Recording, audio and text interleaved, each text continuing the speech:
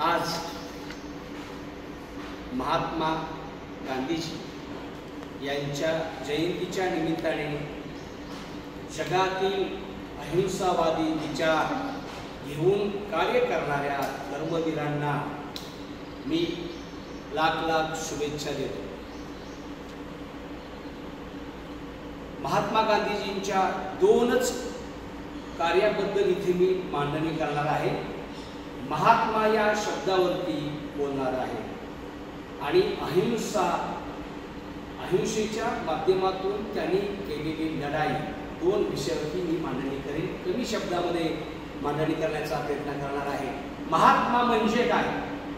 ज्याचा आत्मा मोठा, ज्याचं मन मोठं, ज्याचं कार्य मोठं, ज्याचं स्वप्न मोठं, जे मानवी हक्कासाठी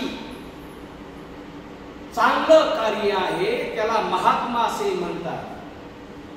स्वच्छतेपासून, वृक्ष लागवडीपासून, स्वतःची स्वच्छता आणि राष्ट्राची स्वच्छता याचा संदेश देणारे महात्मा, दुसऱ्यांच्या प्रती आदर भावना व्यक्त करणारा असा तो महात्मा, दुसऱ्यांची भूक ओळखणारा तो महात्मा, दुसऱ्यांच्या हक्काची लढाई देणारा तो महात्मा।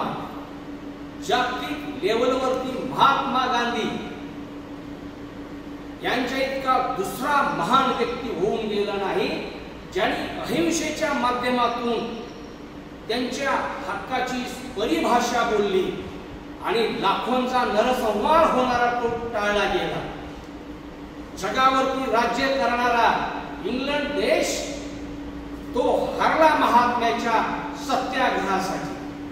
म्हणून जगभरात महात्मा गांधीजींची जयंती मोठ्या उत्साहाने साजरा केली जाते, कारण त्यांचे विचार अजरामर आहेत। थोर माणसं येतील, व्यक्ती म्हणून या पृथ्वी तलावर येतील, व्यक्ती म्हणून त्यांच्या 100-125 वर्षे जे काही जगतील त्याच्यानंतर ते शरीर निघून जातील, पण त्यांचं विचार अजरामर असतात। म्हणून म्हणतात छत्रपती अजरामर असतो, महात्मा अजरामर असतो। महात्मा ज्योतिबा फुले असतील, महात्मा गांधी असतील, छत्रपती शिवाजी महाराज असतील, संभाजी महाराज असतील, राजमाता जिजाऊ असतील, कितीतरी या देशामध्ये महात्मे होऊन गेले।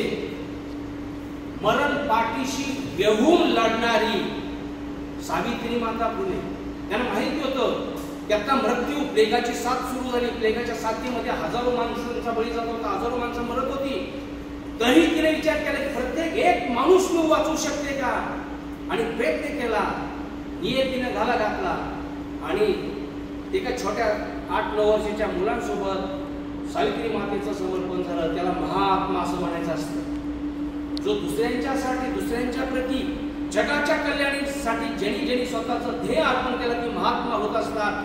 म्हणून जगामध्ये महात्मा गांधी या शब्दाला ओळखणारा जगात दुसरा कोणी नाही। म्हणून महात्मा सत्याच्या प्रयोगाबद्दल सांगेल, प्रत्येक गोष्ट सत्य, शाश्वत सत्य, अधर्म बाजूला ठेवून वैज्ञानिक विचारावरती अधिष्ठान निर्माण करून सत्याचे प्रयोग त्यांनी केले। जगाला सत्य सांगितलं, त्यांच्या हातातून तरुणपणामध्ये काही वाईट गोष्टी घडल्या असतील तरी जगाला सांगितलं की मी चूक केलेली आहे। तो महात्मा सत्याचा आग्रह केला, भारत छोडो, आम्हाला आमचं राज्य, आमचा देश हवा आहे, आम्ही चालू, तुम्ही आमच्या देशातून निघून जा, तुमचा देश, तुमचं राज्य आम्हाला नको आहे। म्हणून इंग्लंडच्या राणीला ठणकावून सांगितलं आणि रक्तरंजित लढाई नको आहे, तर हक्काची लढाई आपण करू। म्हणून त्यांनी सत्याग्रह केला आणि देश स्वतंत्र झाला। केवढा मोठं मन असणाऱ्यांना सुद्धा मारलं लोकांनी। आता त्यांना काय बोलायचं?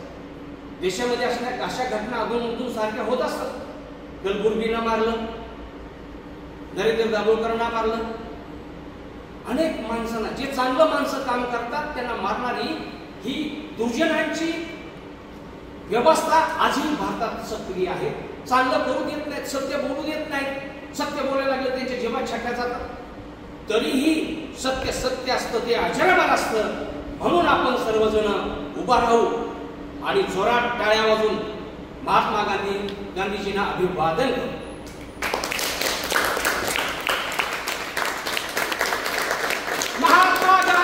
विचार